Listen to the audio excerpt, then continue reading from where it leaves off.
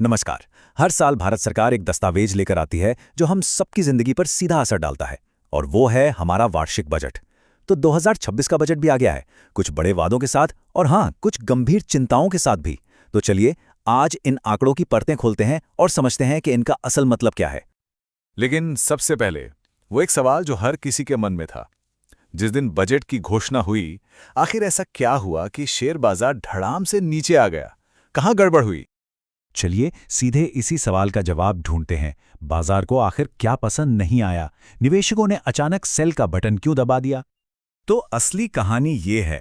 देखिए, बाजार को उम्मीद थी, खासकर ट्रेडर्स को, कि उन्हें कुछ सीधी राहत मिलेगी, शायद कैपिटल गेन्स टैक्स में कोई कटौती हो जाए।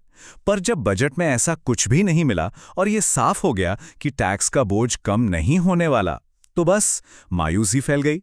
और जब निवेशक निराश होते हैं तो वो क्या करते हैं? वो बेचते हैं। अच्छा, अब बाजार की इस घबराहट को और गहराई से समझने के लिए एक कदम पीछे हटना होगा। पहले ये समझते हैं कि ये सब काम कैसे करता है। मतलब एक देश का बजट आखिर होता क्या है। बहुत आसान भाषा में समझिए, ये सरकार का हिसाब किताब है। हम जो भी टैक्स देते हैं वो सारा पैसा एक बड़े से सरकारी खाते में जाता है, जिसे कंसोलिडेटेड फंड ऑफ इंडिया कहते हैं। और मजे की बात यह है कि संसद की इजाजत के बिना सरकार इस खाते से 1 रुपया भी खर्च नहीं कर सकती। तो बजट असल में सरकार का संसद से पैसा खर्च करने की इजाजत मांगने का एक तरीका है। अब आते हैं इस साल के बजट की सबसे बड़ी कहानी पर, और ये कहानी है एक बहुत बड़े गैप की।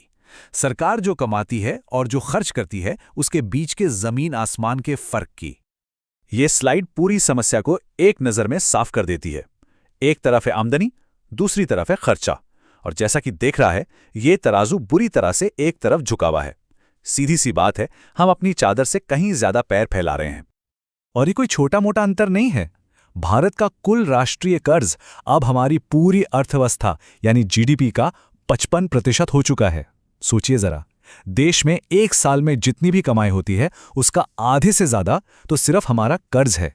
ये एक बहुत बहुत बड़ी संख्या है। इस बात को ऐसे समझिए, मान लीजिए आपका घर अपनी कमाई से ज्यादा खर्च कर रहा है।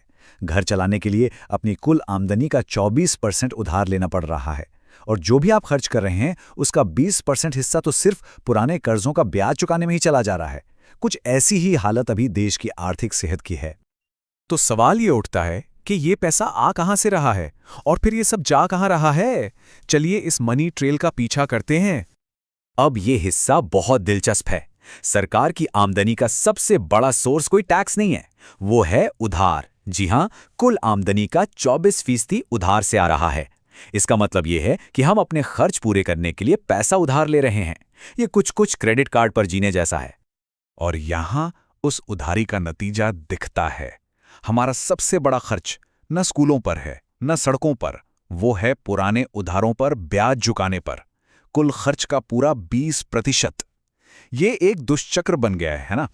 हम खर्च करने के लिए उधार लेते हैं और फिर हमें और उधार लेना पड़ता है ताकि हम पुराने उधारों का ब्याज चुका सकें। लेकिन कर्ज की इस गंभीर तस्वीर के बीच बजट सिर्फ निराशा की बात नहीं करता। इसमें भविष्य के लिए कुछ बहुत बड़ी और महत्वाकांक्षी योजनाएं भी हैं। तो चलिए अब इसका दूसरा पहलू देखते हैं।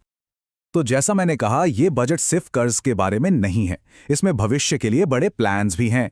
और सबसे बड़ी घोषणा, रेलवे को आधुनिक बनाने के लिए 2.78 लाख करोड़ रुपए का एक भारी भरकम फंड। ये एक बहुत बड़ी रकम है। और देखिए, ये सिर्फ पुरानी पटरियों को बदलने की बात नहीं है। हम बात कर रहे हैं 7 नए हाई स्पीड रेल कॉरिडोर की, जो देश के एक कोने को दूसरे से जोड़ेंगे। सोचिए, दिल्ली से मुंबई का सफर कुछ ही घंटों में पूरा हो रहा है। ये निवेश उसी भविष्य को हकीकत बनाने का लक्ष्य रखता है। पर बात सिर्फ इंफ्रास्ट्रक्चर की नहीं है, लोगों पर भी एक बड़ा निवेश हो रहा है। बजट में शिक्षा और स्किल्स पर खास जोर दिया गया है, जिसका लक्ष्य है 20 लाख नई नौकरियां पैदा करना। और सबसे दिलचस्प क्या है, स्कूलों और कॉलेजों में 15,000 से ज्यादा कंटेंट क्रिएटर लैब्स बनाई जाएंगी, जो हमारी अगली पीढ़ी को डिजिटल दुनिया के लिए तैयार करेंगी। और इसमें एक बहुत जरूरी सामाजिक पहलू भी है।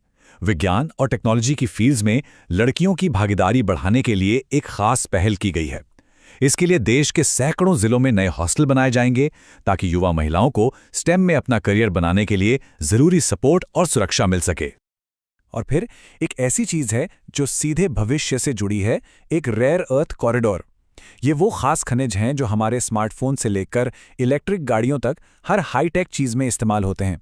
इन खनिजों की अपनी सप्लाई सुरक्षित करके भारत आने वाले कल की टेक्नोलॉजी में एक बहुत बड़ा खिलाड़ी बनने की तैयारी कर रहा है। और इन सभी बड़े बड़े आंकड़ों और रणनीतिक योजनाओं के बीच एक छोटा सा मानवीय पहलू भी था। वित्त मंत्री ने पारंपरिक सिल्क की साड़ी में बजट पेश किया। ये एक याद दिलाने जैसा था कि इन सभी आर्थिक बहसों के केंद्र में हमारी संस्कृति और परंपरा भी है। और ये सब हमें वापस उसी सबसे बड़े सवाल पर ले आता है। एक तरफ कर्ज का भारी बोझ है और दूसरी तरफ भविष्य के लिए ये बड़े बड़े निवेश। क्या भारत ये दोनों चीजें एक साथ कर सकता है?